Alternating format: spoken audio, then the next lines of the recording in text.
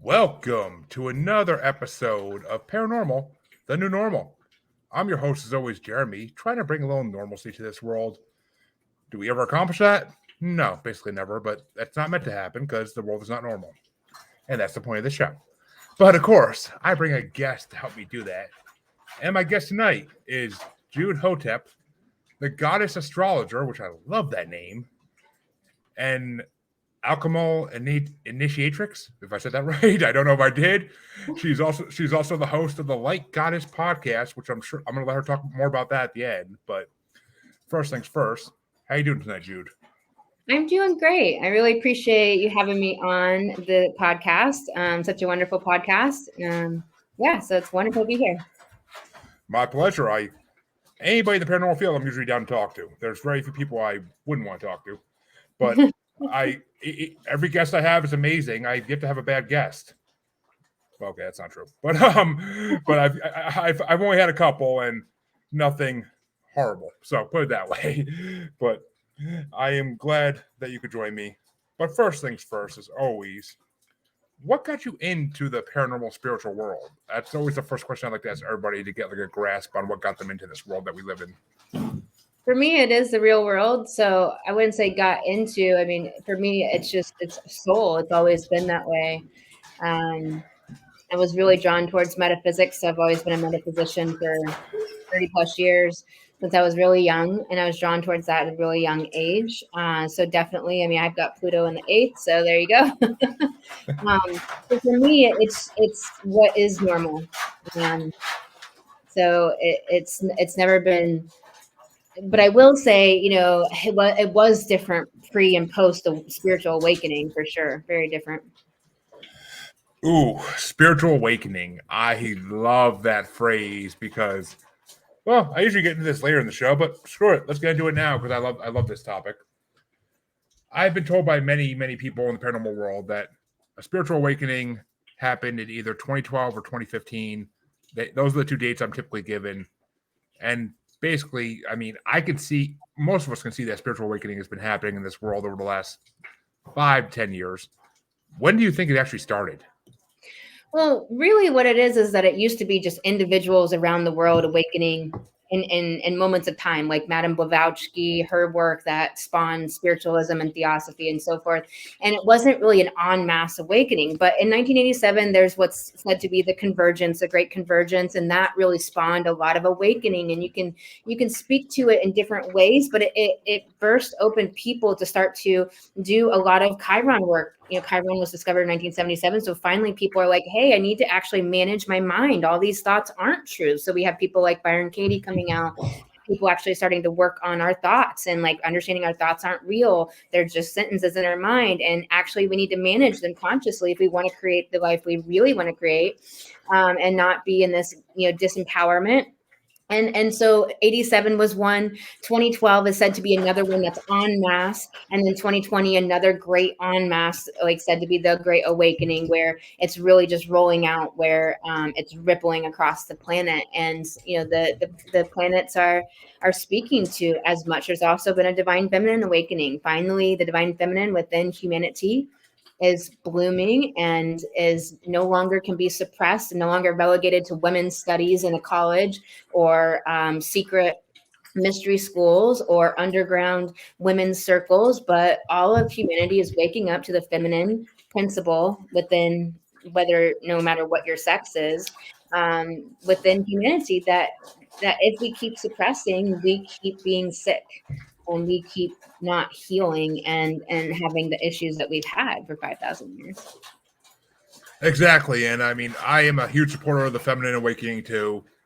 I mean, maybe not as supportive as I should be all the time, but I've gotten yelled at for that a few times. But I try to be supportive of it as much as I can. And I mean, women are equal. I believe that since I was born because that's the way my mom raised me to be. So, but I think it's really important to not conflate women with the divine feminine and with the feminine, because the feminine principle is within humanity.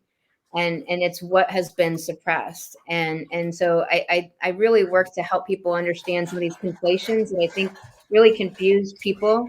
And I think that it's tough for men because men have been so wounded and hurt by the patriarchy, but often that word is very triggering to men because it's as if it's putting men down when actually men are no more benefited by the patriarchy than anybody than a woman. And of course there's gender identity and then there's biological sex, male or female. People don't really associate with that. But with either, but the feminine is within all of humanity, the masculine and the feminine principle both. I agree. I mean, one of my good friends, and I don't get to bring him up in this podcast often, but Harvey Laguerre runs a podcast called Men of the Prize. And it's about men's mental health. Each episode he talks to someone else who's either a men's mental health podcaster or just someone who's been through a lot. And he's famous for saying the line, we were taught when we were younger to just put some dirt on it and get over it, whether it be a physical injury or a mental injury, just rub some dirt on it and move on. Which, yep. I mean, I was always a more emotional guy. Like I never hated my pain, whether it be mental or physical. So I always did that to some degree. But I mean, older generations than me that grew up in the 70s and 80s definitely didn't do that. They just followed their father's advice and just got over it and moved on with their lives. And that leaves left behind mental stress and anguish, and eventually that can build up something horrible. So yeah, I mean, men typically identify about 7 emotions and women 14. There's hundreds of emotions, and they are the language of our soul, and they are the bridge between our ego personality and our soul. I agree. I mean, it's just without emotion, we wouldn't be human. We'd be robots. And emotions are important. Emotions are a very important thing, and we need to have these emotions in order to actually, I mean, because we're not going to treat our wife right if we're not learning how to process emotions. We're not going to treat our loved ones right if we're not learning how to process emotions. We're just going to eventually turn to this unbearable monster almost to be around because we're just holding so much in that you see them. Fred G. Sanford is a perfect example, holding in emotions and just calling his son a dummy all the time to cover up the emotions he has. Like it's a weak example, but it's an example still. But yeah. Any of those TV dads from that era, Archie Bunker, even Red Foreman from the 90s. That's just what it is. It's the archetype we were taught to be, and it's just not healthy in any shape or form. No, seriously, men in the patriarchy are told basically not to have emotions, which is sociopathy. That's a sociopath. So they're taught, but then if they're hetero and they love a woman, then to be with the woman, they need to be gentle and kind and soft and caring and loving. Well, then what a mixed crapola, messaging and just completely contradictory. And it just, men and women both are damaged in different, unique ways by the patriarchy for sure. And all of us awakening, getting back to the spiritual awakening, are changing that by shining our light, speaking our no and our yes, speaking our voice, and healing. I really hope everyone is seeking towards the healing. Yeah, that's the bottom line of it all, and that's why I was a guest on this podcast in the beginning of it, but that's why I love my friend Harvey's podcast, because it's all about that. It's about men healing, which in turn they can help the females in their life heal and the other men in their life heal because they're learning how to take care of themselves emotionally better than they ever did before, which is the bottom line that everybody needs to learn that lesson. It's just we're all stuck in this dirt ball together. How we got here, why we're here, totally different topics, and we can get into that later maybe, but it doesn't matter because we're all here together and we need to act like it. People are in such different places. For me, the way that I've come to understand that is, for one, through evolutionary astrology, which looks at evolutionary condition of the soul, of which there are 4. Also through the map of consciousness, which is Hawkins' work. Where are we at individually in the map of consciousness? people under 200, the level of integrity, and people can just Google the map of consciousness and it'll pop right up an image of it so they can know what the heck we're talking about. But if we look at that, if people are below 200, which a huge part of the percentage of the population was pre-2020, I would say, and pre-2012 for sure. People just assume kill you and not even think twice about it. It's below the level of integrity. And so if you're below the level of integrity, there you go. And WebMD, for example, has been calibrated on the map of consciousness is 140. So, something that's touted as to help humanity, what is their intention? What is their motive? Or maybe they weren't below 200. I think maybe they were like 300 or something. But again, they weren't at the level of benign benevolence, like they have other ulterior motives. And the other thing, I think, everywhere, everyone is somewhere on that spectrum of intelligence to ignorance. I think there's all these ways to help us understand why everyone is so uniquely different, to have also to help people, snap out of it and wake up. But I think the way to help people is to inspire, encourage, to support. And also, I think being very clear about a zero tolerance policy to narcissism, psychopaths, sociopaths, abusers. Well, let me ask you this. And after I ask you this, I'm going to put my other dog away so the other one stops whining. But while you're answering, I'll do that. But so is that how we heal? Like, is that the best way for humanity to heal itself? Or is there other methods we can use? I think that we're in the time of the great healing. And I think the way to heal trauma is to go into emotions, to look at our triggers, to look at our emotions that we have and begin to become emotionally masterful, learning how to identify emotions, to feel them, and to learn techniques to release them, to understand what's below and underneath the emotions and the triggers and the issues, to go in. Like, our triggers show us where to do the healing. Healing is a process of detangling the issues in the past, and it's through emotions work. It's through allowing them.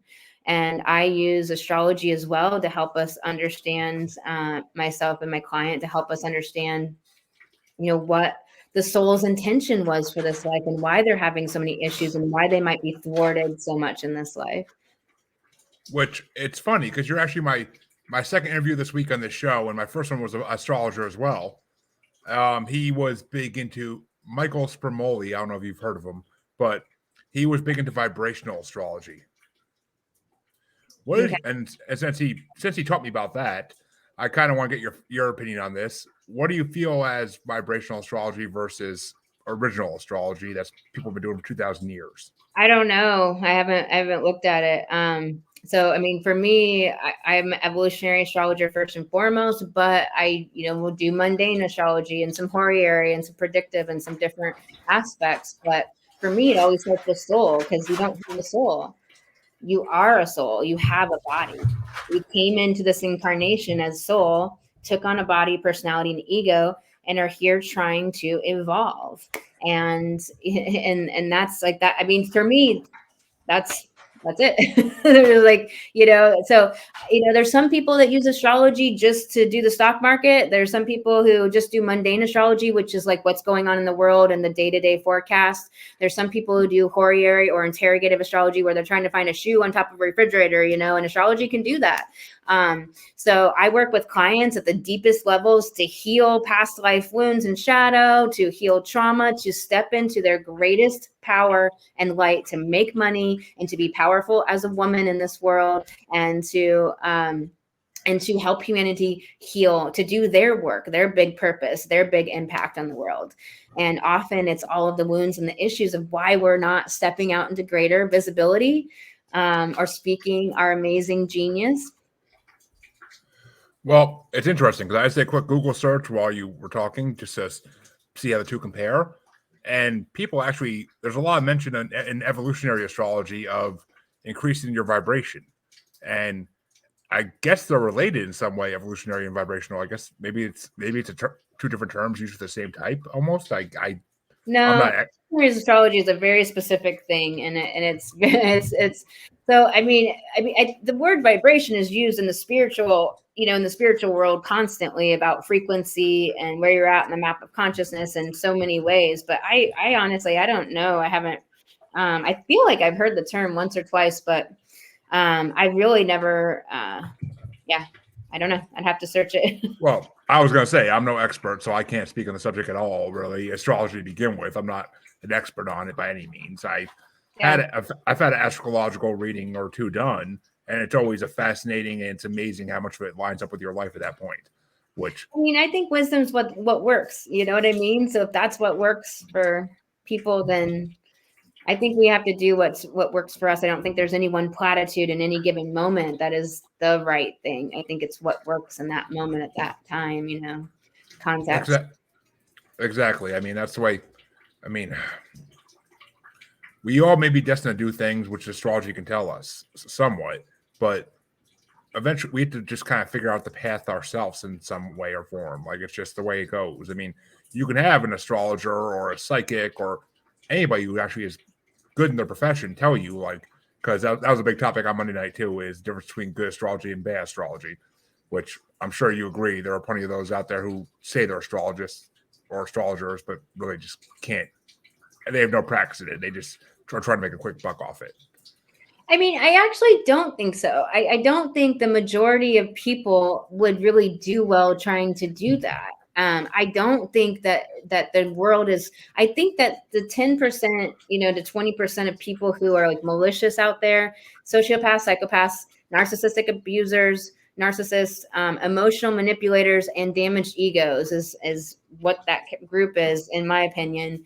Is they're out doing malicious harm to people. Some narcissists don't know it. Some narcissists are malicious. There's the full spectrum. But I think 80% of humanity is doing the best they can with what they know. But 70% of people at any given time are in the evolutionary condition of consensus status quo. It's very Saturn. Whereas like maybe 20+% of the population is in an individuated state where they're questioning, more of a Uranian energy. And then there's, a percentage of the population, maybe 4% or something, that's in a spiritual condition, a Neptunian state, where they're looking at a much grander picture of returning to source and unity consciousness and all that is. And then there's like a percentage of people who are like devolved or newly evolved from another species into humans. So I would kind of support you in thinking whatever is best for you and your path. But I absolutely believe in astrology of helping people, but like with a doctor or a dentist or with a car repair person or anyone out there, there's going to be people that are the right one for you and not the right one for your best friend, for no other reason than it's not a vibe match. It just doesn't work with your makeup. And that's the thing about astrology. Astrology tells us all of our inner workings and all of our makeup that helps us understand why we don't work with each other and why we do work with these other people and why there's the shadow that's coming to interfere and why and the thing about evolutionary astrology is so amazing is we program as a soul to have conflicts and issues in our life so that our soul can evolve and stop doing these old patterns and learn and eliminate fears and do these things. So actually we really choose it as a soul. We choose to have challenge, pain, and loss to provoke us into higher evolution. And we program it in as a soul. I honestly can't argue with anything you said at all. The other night we were more going down the road of like back in the 90s when I was growing up, like you would see like all these psychic shops on the side of the road, and like back then psychics were considered mostly to be quacks, like, or just crazy people that just didn't. But that's the difference between the consensus status quo, the matrix folks, and the people who are individuated, thinking for themselves and trying new things and doing Uranian things, which is what's considered to be like what your original question was, is, like, why are you getting into the paranormal? Like for me, I was never in the consensus. And so if we like look at the evolutionary states, which is something out of evolutionary astrology, the 4 states I was just telling you about, I think it helps people so much like understand why so many people just go along with the programming from the mass media or with what they were taught to believe in high school or in their family or by the culture and society. It's because they're in a consensus evolutionary state. And part of the awakening is helping people to move to an individuated state, to start thinking for themselves, asking questions, not following along with just anybody because somebody says it, because supposedly they're an authority. And that's the thing about Saturn, is if you don't do your own authority, it's somebody's going to be there to want to be your authority. And so I think the whole thing about psychics being on the side of the road, or this idea of people who are out to get people, because there are people in every genre of life who are out to maliciously harm people, or to get narcissistic supply, or to abuse people, or whatever their individual unique issue is, and reason they are like they are.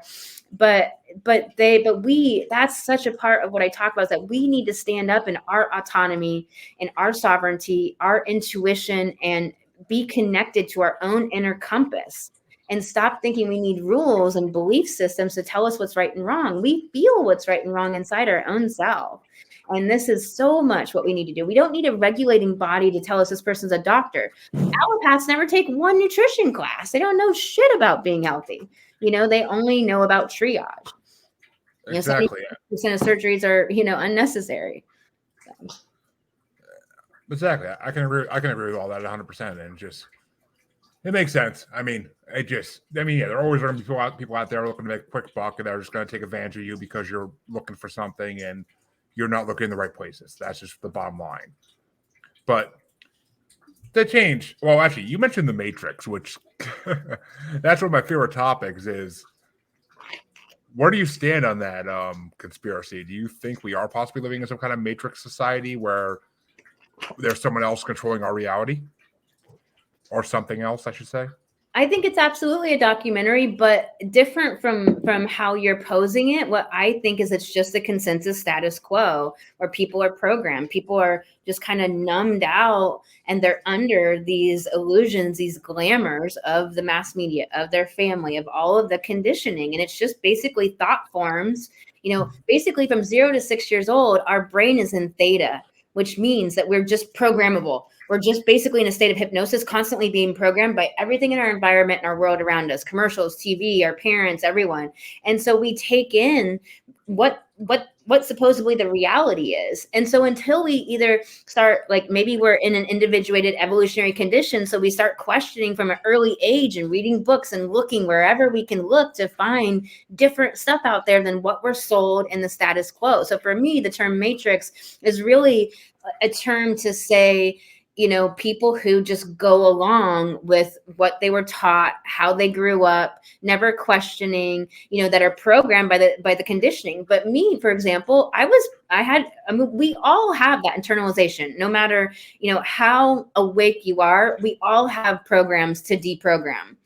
We all have the patriarchy having been internalized. We've all internalized, dysfunction and abuse as normalized, as we're habituated to it. I mean, just look at reality TV and look at Jerry Springer, and like, it's just, we're habituated to abuse being normal and dysfunction being okay, or the way it is. Like, we have to deprogram that and say, no, that quote about it's no measure of health to be well adjusted to a sick society, And so for me, I look at it a little differently. There, like, in one realm, in the spiritualist realm, you could talk about how there's actually glamour on, illusions on the astral plane that are conditioning people. So you can look at it from the astral plane view. You can look at it from the evolutionary astrology view. You can look at it from different ways, but personally, I think it's a way to speak about it. It's like when people talk about cords, being corded. There's no cord. That's just a metaphor to say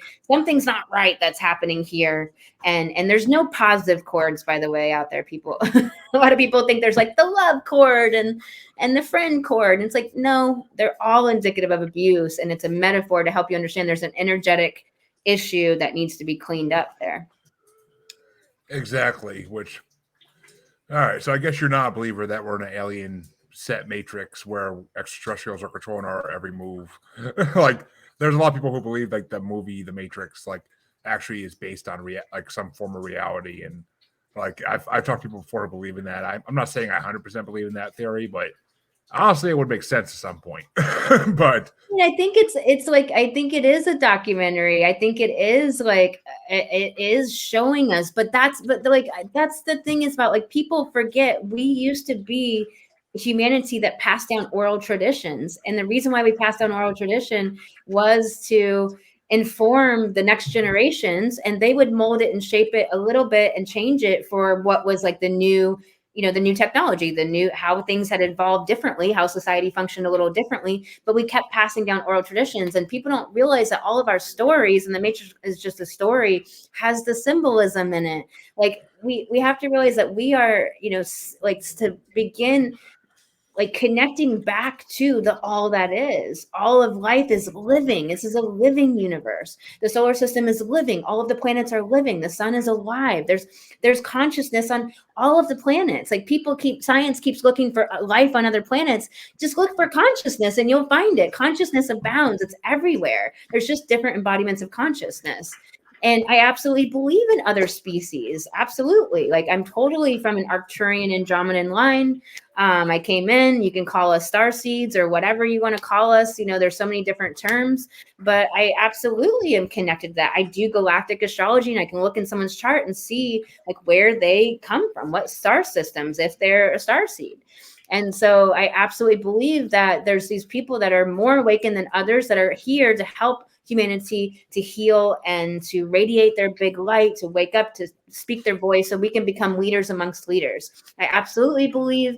And I mean, for me, it's not a belief system. It's just a truth that, of course, there's other species, and I have guides that are Arcturian and Andromedan, and it's pretty natural and normal for me. I really encourage people to watch Stephen Greer's new movie. That will space your face hard. But well, okay. One, just because you mentioned his name, I want to say R.I.P. Jerry Springer, because he was, for many of us, with the eclipse. Yeah, eclipses take people out. I mean, I always use them for example of like how we're habituated to dysfunction in this culture, and I'm like, there you go. He kind of went early. He's not that, not that. Yeah, I mean, I believe he had cancer of some kind, and that's what took him out. But I mean, R.I.P. to him, because for most of us that grew up in the '90s, if you're home from school sick, then he was your go-to watch during the day when nothing else was on. Besides, if you're too old for Nick Jr. or Cartoon Network, then that's what you watched. But I mean. And yeah, I've talked to starseeds in this show before, and I am a huge believer in starseeds, indigo children, whatever you want to call them. I'm a huge believer in them. I have looked into before the Palladians and all that stuff, and all those species that they supposedly come from, and it's a very interesting topic. I love that topic, but we won't get into that because that would take up the whole episode to get into that again. And I've talked about my theories on before. So, but how do you feel about this spiritual war that's been going on? I mean, whether you want to call it spiritual, whether it be religion or just belief systems in general, like the spiritual struggle in this world has been real for thousands of years between different man-made religions, and just like you can even bring like the Salem witch trials into it, for God's sakes, for like people who believe in different spiritual things. And it's just, we've been struggling with it since the beginning of humanity, basically. Religion has caused more wars, or spirituality has caused more wars since the beginning of time than anything else, besides maybe money or land. But yeah. I mean, personally, I wouldn't conflate spirituality with religion. I think they're very different things. I think religion is a control mechanism. It's a control of the dominator culture model of society and culture. It is there to control humanity, to herd them this way and that way. It is based upon fear. When you're feared out, you're controllable. So, I mean, if you think about if we just got rid of the three major religions, how humanity would stand up in its autonomy and finally be empowered to not put its divinity outside of itself, to not put its power outside of itself, to not keep referring to some authority outside of itself, but to actually own its own, like humanity owning our own empowerment. And connecting to divinity the way that we were always connected to it for over hundreds of thousands of years during goddess culture times, during the Paleolithic and Neolithic times. And bringing up, the time of the Crusades, and when women were burned because they owned property and they were powerful. 9 million women were burned and killed and murdered, and their property was stolen. So this is such a huge topic for women particularly, and for everyone to know about this, because if you're a man, you know a woman and love a woman, sister, brother, mother, sister, mother, girlfriend, friend, whomever, right? So for a man, and for women, it's her story. As far as spiritual war, that term is thrown around in different ways. So the way you kind of asked me about it personally is like about, I think I kind of already said like what I think about really deconflating religion from spirituality, and spirituality being just connection to all that is. I am that I am. This is what I come from. I am soul. So in the soul, so in the universe. The Hermetic principles. But as far as how people in the spiritual community talk about spiritual war, I have to really rebuke this idea. We live in a universe that is a universe based upon the principle of duality.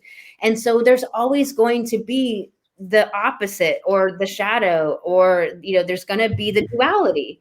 And we've been doing duality in humanity through separation, but we have this choice. We're at this choice point to start doing it through unity, and then do unity through diversity. Not everyone being homogenized into the same ways, beliefs, etc., but through diversity, everybody just being whoever the hell they are. Stop judging people, stop putting people down, just let everybody be who they are. And so this is what I promote. And I think that if we understand that there's not like factions out there that are out to get us. And here's the thing though, there are people who are doing nefarious things. There are malicious people. There are narcissists, psychopaths, and sociopaths. And we have to know it. But if the rest of the 80% of humanity just stands up in their autonomy and their empowerment, then those people can't do anything to us, because they have to, like, something will have to happen to provoke their evolution. I don't know what that will look like, but if we just stand up in our own empowerment and no longer let somebody else be our authority, sweeping us around, then they can't do anything to us, right? And so it comes back again to us individually speaking our voice, owning our no and yes. It's, healing the issues that cause us not to step into our empowerment at greater and greater levels. And it's happening all over the planet. Everyone, people are healing, people are waking up. You can see it on social media. Somatic healing techniques are just blooming everywhere. People are waking up from narcissistic abusers. I agree. I mean, I agree 100%. I mean, whether it be demons versus angels or just dark versus light in general, there is this duality of life that people are always going to lean upon. I mean, I don't know. I mean, a good point. Sorry, go ahead. No, I was going to say, like, I've been the dark, I've been the light throughout my life. Like, there was in my teenage years, early 2000s, I would easily say, like, oh yeah, Hail Satan, Iron Maiden, Cradle of Filth, all that good stuff. Like, it's just, I went through that phase in my late teenage years, early 20s, and angst because I had nothing else to go on. But I mean, I obviously don't do that anymore because, one, I've heard enough stories out there in this podcast to fear that what's in the dark that we don't know about, because there may be things that exist that we don't know about. But I mean, 100%. I mean, demons, from what I heard, are 100% real, and I've heard enough evidence to believe that even if they're not demons per se, they're just evil energies of some kind. Like, it's just, I don't know. It's just. But see, like, this is where I really encourage people to just actually go seek the information that's there. Like, Theosophy Society is a great resource. They have so many authors, Ledbetter and Alice Bailey, and so many people that have put so much information out on these topics, that I'm not saying that it's just you believe every little line of everything they wrote. That's not what I'm saying. Like still discern for yourself. Like the Seth's books had some different things in it that, do I agree with every channel, or do I agree with Madame Blavatsky on every level? No. But if we dig into this information, we can really heal our ignorance of not knowing these things and actually understand that this world is not such a mystery. It's just a matter of going in and getting educated on it and doing the research and digging in. You know, like, I think it's so crazy, the God devil thing, you know, it's this split to cause people to be separated. Um, it's this split to cause greater duality. It's a way to control people, give something for people to fear. It's a classic narcissistic abuser ploy. If you look at it, narcissists love to dangle something positive in the future that's going to happen to you, and constantly are putting you in the state of abuse. So if you look at it like that, you can really see how what I'm trying to say about humanity as a whole, that we've been under the helm of narcissistic abusers, sociopaths, and psychopaths all this time, and humanity's waking up from that going, wait a minute here, I didn't mean to be socialized and conditioned by a freaking narcissistic abuser and have all these maladaptations. I've just been trying to survive and get by. I'm trying to appease them, you know, so they don't abuse me anymore. And it's the whole thing with the Pleiadians and the reptilians, you know, that's more bullshit. It's more good versus evil and all this bullshit. It's like, of course, there's malicious people, and there's benevolent people, benevolent as in not malicious. And it's just that people, you know, it's just like a lot of people aren't mean on purpose. They're just clumsy, or they're in a hurry, or they're just lost somebody, or you know what I mean? Like, there are people who are, but it's not the majority of humanity. And if the rest of us would just simply step into our empowerment, then what can be done to you? And I've had dastardly things done to me. I had somebody stalk me and seek me out and study me and do horrible, horrible things. But a part of that soul evolution was me cutting off old karmic loops from past lifetimes. A part of that was learning discernment and relationships. There was all this learning for my soul that now, you know, I will never not have that knowledge in my soul, next lifetime, etc. Yeah, I mean, I agree 100%. I mean, there's a lot of evil out there in the world, and whether it just be misunderstood evil or pure evil, who knows? Like, you don't know until you really get to know that source. But I agree. I mean, you have to figure out a way to move past it, whether it be cutting off an old source of this horrible behavior or just any of these horrible things. Like, it's just, you have to cut the ties with evil, whether it be, like I said, natural or just fake evil. But you have to cut the ties, and I agree 100%. But what do you think about all the AI coming into this world? Because I mean, we are now using AI more than ever before. First, I mean, Chat GTP alone is just like, oh my god! Like, I never saw the day where a computer would be thinking for human beings, like, fully. And South Park covered it best, where they basically, like, where Stan was using ChatGTP to, like, respond to all his girlfriend's texts and messages, and it's just like, if you need AI to think for you 100%, then what's the point of you being alive? In my opinion, I just want to say hi, Charles. All's well with me, and I'm glad you could watch, buddy. Hey, Charles. Yeah, I completely like, I'm with you. I mean, I think it was in February, the date for AI to have sentience was 6 months away. Personally, I'm creating my reality. It's not, it's like the Pisces paradox where, yes, it'll be in the world, but I'm not going to make it a part of my reality. I choose really carefully, even just with Amazon. I mean, what's convenient today is control tomorrow. I think we have to be cognizant, conscious, making choices very consciously with the future in mind, and with what is convenient today is control tomorrow. Like in Sweden, they've had a chip in their hand to get onto a train, only convenience purposes, for 4 years. No, I'm not going to be doing that. And, already at certain grocery stores, they have just where you swipe your hand. And it's just like, when will they be taking the card readers away and make you do that? And so then what are your options if there's not other stores and there's not other brands that are as good or has as much stuff? I mean, I think like we have to be aware of monopolies.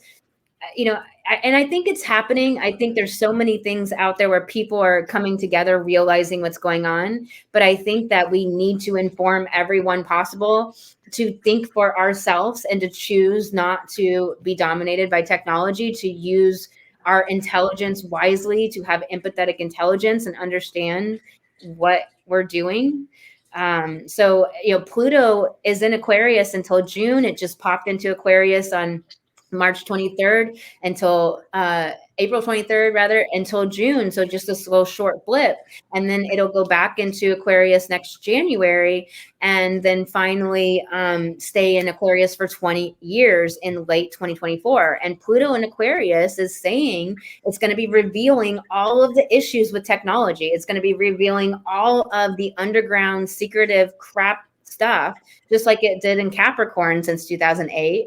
And it's going to be revealing all the secrets. But Pluto isn't going to fix things. Like, we have to make conscious decisions moment to moment, moment to moment. And people have to realize that with inflation causing the prices to be what they are on food and all of your basic goods, that people are choosing convenience over the extra time investment and the extra cost, perhaps, to choose company that could easily just is already taking over things in huge, massive ways. Like, we have to be aware of what we're doing and choose consciously and make different choices. Yeah, I'm big with you on the inflation thing. I mean, the price of food nowadays is so freaking ridiculous. It's not even. I'm not getting into it because this isn't a societal or political podcast by any means. But I mean, it's just, oh my God, like, I live off food stamps for my family because I can't afford to feed my family anymore because of the prices of food. Like, it's just ridiculous. Our normal shopping trips, which used to cost $200 maybe every couple weeks, is now like $600 every couple weeks. It's ridiculous. Like, meat has gone up so much that I can't even fathom what's going to be in 10 years unless something dramatically changes. And I'm not trying to buy cows myself to freaking butcher myself. Like, it's just, I mean, we have chickens. We don't even butcher those because I can't kill an animal. My wife can't kill an animal. It's just the way it is. Like, I'm not bred that way to kill animals. Like, even if one of our chickens gets injured by one of our dogs, like, I can't put it out of its misery. I just don't have the heart for that. Like, I just can't. Like, I was raised to treat animals with respect and kindness. So, I mean, it's just, I don't know. The way this world's heading, I fear for my children. That's all I gotta say. Like, I fear for my children. This is what, like, I think my point is that, like, instead of us being in fear, we have to just make choices. We have to vote with our choices every day. Vote with the stores that we're choosing, vote where we're spending our money, voting with, like, not choosing convenience over we need to be cognizant and aware and make choices so that we can change. Like, we individually are changing the world with every single choice we make. We have power. The old paradigm and the old people at the helm want most people, the consensus, the general population, to believe they don't have power, that they're susceptible, that they're fragile, and be feared out. We are not fragile. We are not susceptible. We are wildly powerful beyond our imagination. And we just need to manage our mind, learn how to feel our emotions. We need to heal, and we need to be cognizant with our choices around how things are changing in the world. I'm a coach, so I don't ever let my clients sit there and tell me stuff's expensive. We don't do that, because that's just a thought. It's not true. It's actually this price. And then what do we want to think about it? And so that's why we can have a business with the democratization of information through technology today to create money. And that's why I work with women to create money in their life, to have money. And we need to get into this mentality of having money and not being victimized by the world and saying, oh, like, I just have to just accept that these are the way things are. No, inflation is what it is. It's a fact that, it used to cost $2.27 and now it costs $4.27 or whatever. But we have power to create a business that's profitable, to learn, to grow, to evolve, to heal. We have power in our hands. And this is so important, to not be feared out about the future, but to take our power back into our hands. I agree. And Charles says, I hope the paranormal don't use AI for the sake of money. And I am 100% with you on that. I hope that, I mean, the only paranormal field I can see using that for money is extraterrestrials already on Earth. But I mean, I don't think dogmen or Sasquatch are going to be using AI at all. So I'm not worried about that. But I mean, extraterrestrials using it for money, that's a whole different subject. And that's goes into the whole government subject, which we're not going to touch on tonight. But let me ask you this. What is astrology tell us is going to happen in the near future, or like right now, like in the next year? What does astrology tell us is going to happen in this world?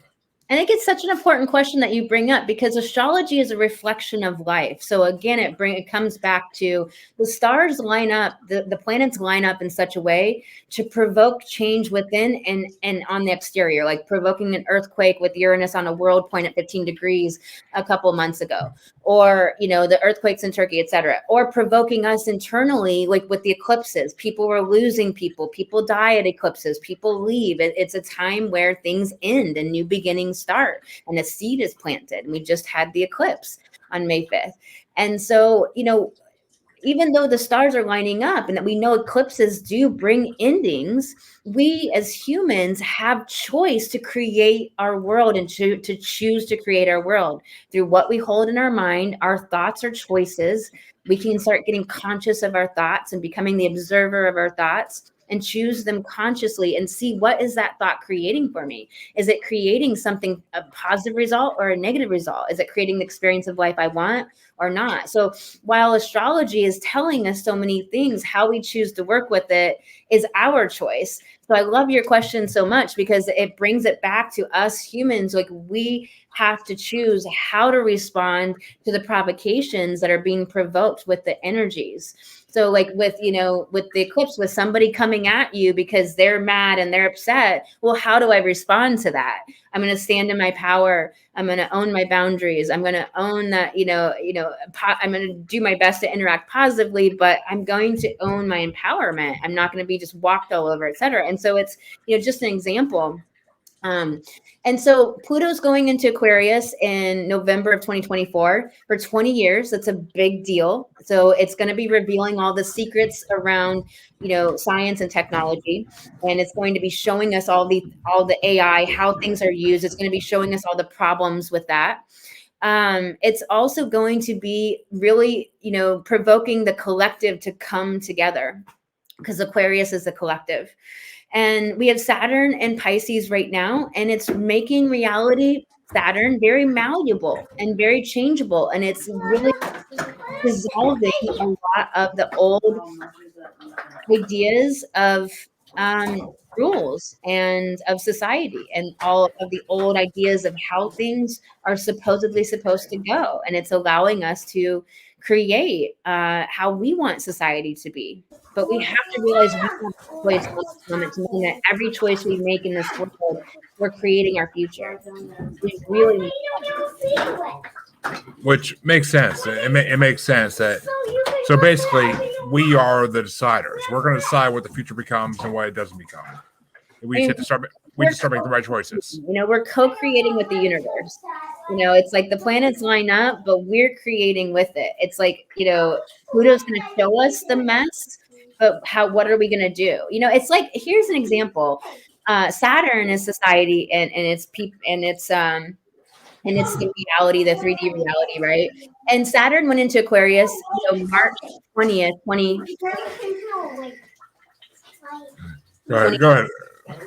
Yeah, Saturn went into Aquarius like around March 20th, roughly 2020. Well, you remember what happened then. That was when the shutdowns happened across most of, at least the US, if not the world.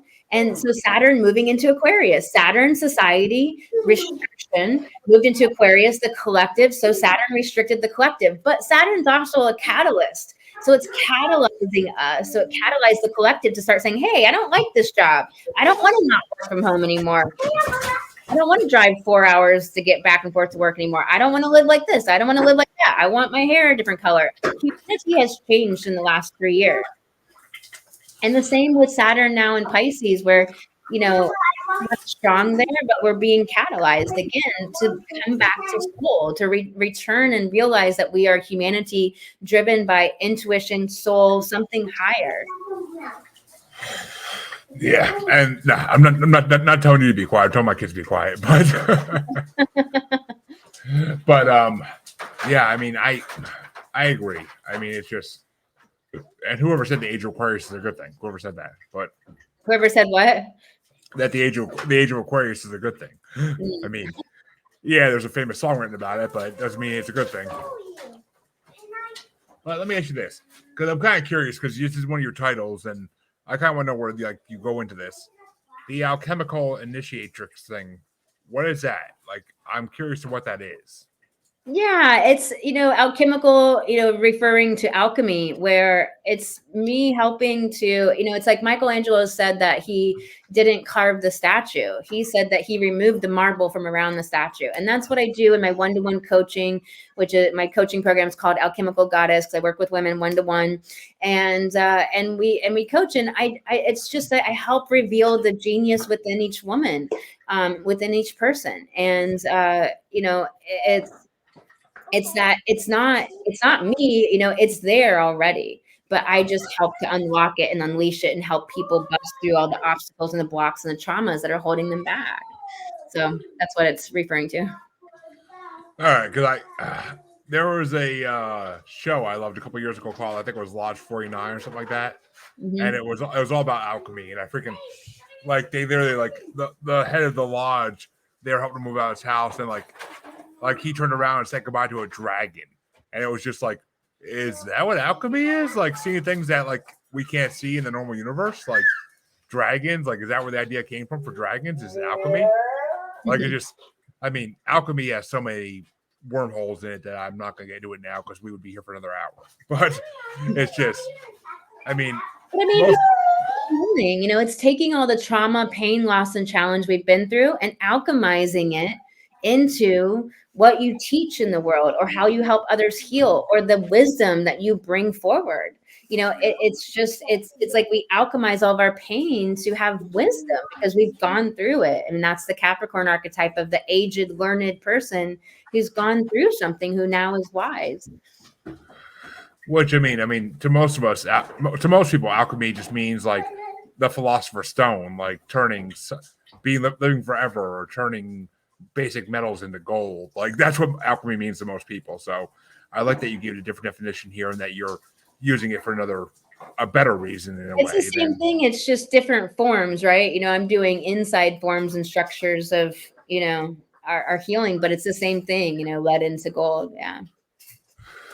I mean, if I could turn lead into gold, I'd be a millionaire at this point. But we won't go into that because that's my dreams and hopes, and that's just not ever going to happen. So I don't hold high regards in it. But let's talk about your podcast for the last few minutes we got here. The Light Guys podcast. So what do you do on this podcast? Like, what's the topic of it? Yeah, I help people to, I really work with women on running business on divine feminine and flow, intuition and flow. So, I address everything that I've talked about, the spiritual journey, emotions, healing abuse and trauma, and then radiating our big light, being divine feminine soulpreneurs, women who are running a business, perhaps running a business with trauma, and making change in the world, making an impact on the world.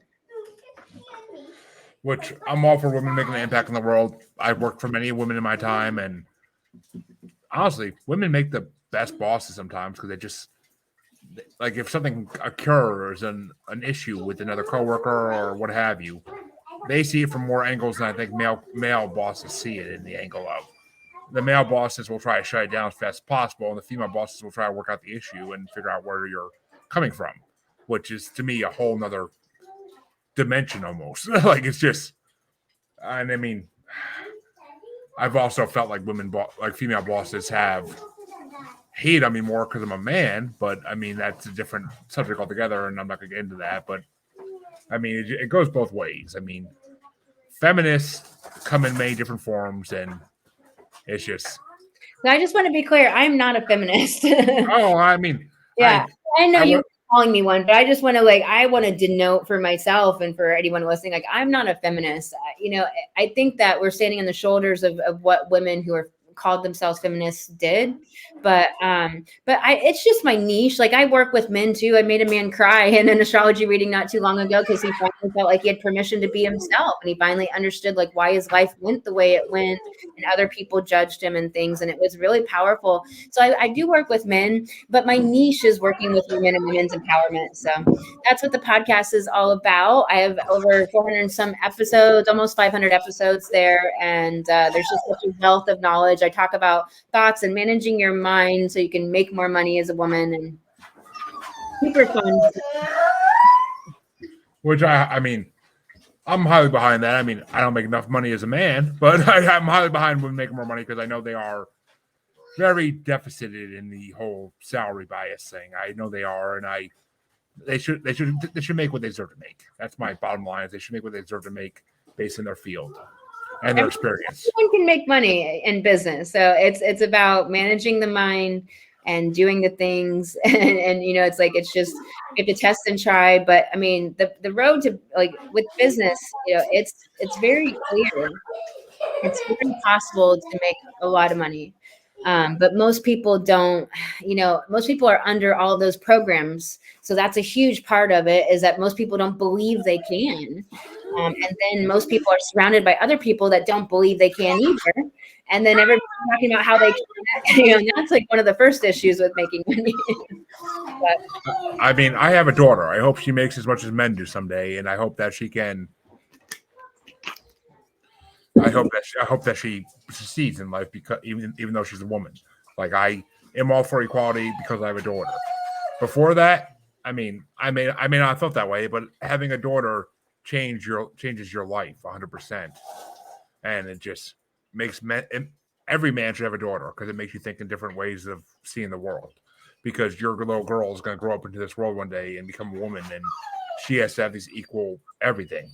She should have equal everything that men should have. Like, it's just, I mean, I don't expect her to have to cut down trees or anything like that, but still, she should have everything equal to what men have, and be able to make her way in the world without having to rely on me. That's the main thing. She shouldn't have to rely on me. But in these last few minutes, tell people where they can find you, your podcast, just sell yourself to the fullest, basically. The podcast on iTunes and Spotify, the Light Goddess Podcast. But if ever anyone would like to download a free mini course, they can go to my website, thegoddessastrologer.com, and they can download that for free. And I do, it's been really wonderful to be on here, Jeremy, and to talk to you and dive in deep to some fun topics. Oh, it has been. But where can women find you if they want your services? That's the main thing I want to specify, is where can women find you? Because I do have a decent amount of female listeners, and I want them to be able to, if they want help, I want them to be able to seek the help they need. Yeah, they can find me at thegoddessastrologer.com. My TikTok, my YouTube, and all that information's right there on the homepage. So I do new moon and full moon videos on YouTube, and for free. And but you can find everything on thegoddessastrologer.com. And that will be in the podcast link as well. I mean, it'll all be in the description of the podcast where you can find Jude. And I want to thank Jude for coming on, because it's been a very informative episode. And I've had a blast this episode. I loved it. And I hope that every woman that listens to my podcast takes this episode to heart, and that if you need help, please search out Jude. She could be a great assistance to you in many ways. And I mean, astrology, I've had astrology readings, and they're always informative. You may learn something about yourself you never knew existed. So please, if you need help, to any of the ladies that listen to this podcast and you think Jude can help, reach out. You never know. It could help in the long run, and your life could be 1,000 times better than it is already. And never hesitate to reach out to me either, because, what have you. I'm always there to support any of my listeners, no matter what you need. Minus financial. I'm struggling on that end myself. So, but if you need emotional, mental support, I'm there for you. And I want to thank you for coming on one last time. And that's going to do it for this episode of Paranormal the Normal. You can all find me. Well, you know where you can find me. Just listen to the outro if you don't know. But most of you know where you can find me. Until next time, listeners, I thank you for listening. And everybody who watched, thank you for watching. I'll be back in half a week with another episode for my listeners. And For my watchers, I honestly don't have another episode till Monday. So I'll be back Monday with another episode. Until then, thank you all.